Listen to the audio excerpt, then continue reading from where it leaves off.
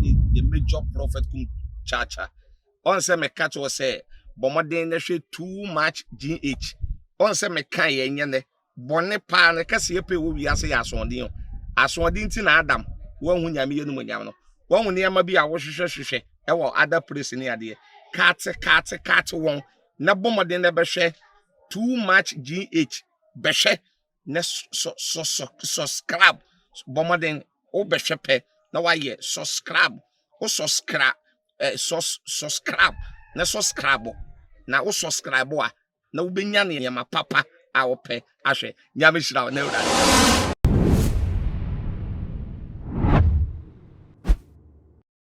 Mesanso emamo akwaba sunko ebi mekres kapa enimidi na gana wahala jumedi ena wani eguso a wohwe wonim se meji ejasida na chese ensamwa ekochi ekobreman ena mede eba ababa sumu na ye popular Ghanaian historian our ye student of University of Ghana Bulgaria waba ye abontin edinsimbi ababetu edwa a chese wo chirman Yaman penny, abato afe any woman, Eddie Mampenny, Kunyano, Dodwana Ash, Mampenny, His Excellency, and another Kufado percent, or retaining his seat, and a BMO and so, a former President John Dramani Mahama, or also a person one summer for a year Apunano Indi a year and so. Now, Quack a year and you may be. Ama so for binu kra edu womo agim when ye womo atai MPP amanyo kweti same MPP ena ebewe ni nyame ena ya che womo ena womo so womo wadon kuma wo ma shebe ye fie me che NDC eso echema nyame eya che womo se womo so e party no Frank Atuni no wono ena ebewe ni nti akwakwa ye twema mentwe e wo mayi mu am obi adwe wo a wonte asese hwan ena wontie no na hwan ena wonjini endi na hwan nyame ena wonfa no enye ni nyame atase ohun ni sese nyame we de okasa enwa eno no na wondi eye eso na eno na chese amaye ni abemai wono so edina no ato eye ensanimu a wakwakoye eye historian na ye wo mo de wo mo hwe days that time wo mo keka nyoma bom compare enyoma esisie pani de esisie no wo mo keka bom wa no keka sie enya mutim se we etisei we ebeyese na no na wode nsam etu edwa wo ye interview a ekoso woni Kofi TV entem no wode etu edwa SM abatwa eba bekoso on the 7th December 2020 I just say ye 2 weeks eja ye nimu a enesa no ye mampanyi dada ye former president John Dramani Mahama ena obefa ye akunya kese no atena ye eso na chese osunu kokoko amanyoko no ede wo mo ebesi fom amachiniye ababe kata ye wo man no eso na ebusuafo wode nsem we atu dwan wanka na watera esa wo kire mu ede eka ho na wo kire mu no ena wode etu edwa SM ye hwe ye onkwa kire bia ye hwe US ye abatuo ya ye Joe Biden every ye ensensem bebrem na wo hwe ye previous years said the abatuo ekon ewo US ene said the abatuo ekon ewo ye mayi mu no se abatuo ne ko na se ekọ edema wo mu ana se nioma ekoyi do berre ne wo amanone no bo se na a reflect ewo Ghana ye mayi emu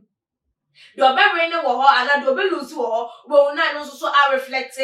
wo ye mayi emu na no e na wo chum say anytime a Democrat bebre ne wo US no wo se na NDC so a rene wo ye wo man Ghana emu enti se a Joe Biden etimi afa ye dwumedie na na say Frank no eti so wo US abochimemu no na no etimi manisi ni di ni sesi ni bo e ka say NDC amanyoko no ye chiri ya manyokono womo ena befa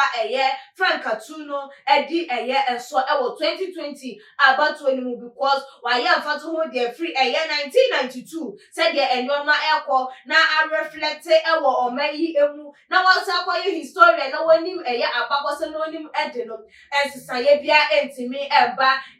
yaboto yi emu enti se ye hwe bibia ema ye nhwe se ye kwakwa ko say your vote ede amama mpanyi His Excellency na na dan kwa because enfo huni ni padu do ebeto sense amanfo be sore se ye betimi ama nkwada address wo root se mpanifo akwakoto aba ede amama mpanyi eye de ya intwoni de wo bedi bi na no ekuni de no ebeko ede ama NDC amanyoko no na wo wie ye no e na wosanso ede etu eye eja ese de Ghana for eka ni de ebinom eje say enye saa na ete because eye ne nsem a wakan a mekeka ade achewe Ghana for binom kra esusu saa ebra ye Joe Biden every ne ye ebinom say oh na Mahama afa ebinom say Mahama afa ebi so oboa na afa we na Mahama afa na afa eno na ekoso na no na wonkyere mu ese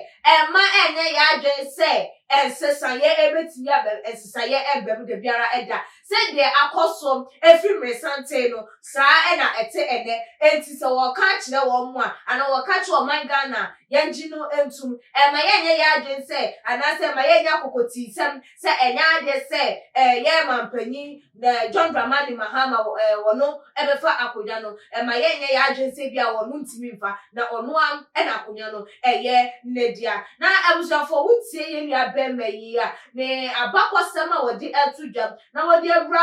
since 1992 emu ede abesisi same rate na wa company mienu na won sususu se NDC amanyoko no elebefa no wadi nche a wo fa ho sen no kre because of said ya cost 20 sisa ye entimi ma ensakra ye entimi ma nipa ya adwen sisa anase nipa ye entimi sisa enyoma mu manoma entimi ye yana because den a na Trump etiso no obi anim so obeba betina so sakra ye baye ma wono ebebedi akonya no sanso na otiso so sakra ye etimi aba ama Joe Biden nso etimi aba bedi na ye hwe ye mususu a NDC amanyoko no aba bedi eso ensakraye bemu ma MPP ebaye ena ensakraye asan eba enti enunti no entimi nye yana na ye hwe ye mayi mususu a ye politics no ana se amanyosem no dani da se NDC ko 4 a was say 8 a MPP sun ko 8 na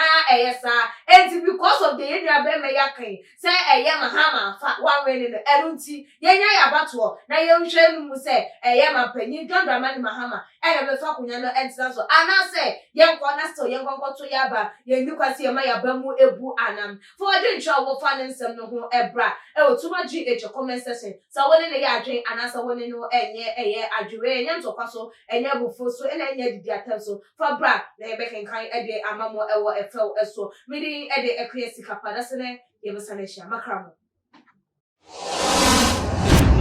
the major prophet kum chacha on say me catch was say bomoden na hwe too much GH on say me kan ye nye ne bone pa na kase ye pe wo wiase ya asondin ti na Adam won hu nyame yenu nyam no won hu ne ma bi a wo hwehwehwehwe e wo other place ni ade kat won na bomoden na be hwe too much GH be hwe na subscribe bomoden o be hwe pe na wa ye subscribe o subscribe na subscribe na o subscribe a na wo benya ne ma papa a wo pe ahwe nyame hira na ewura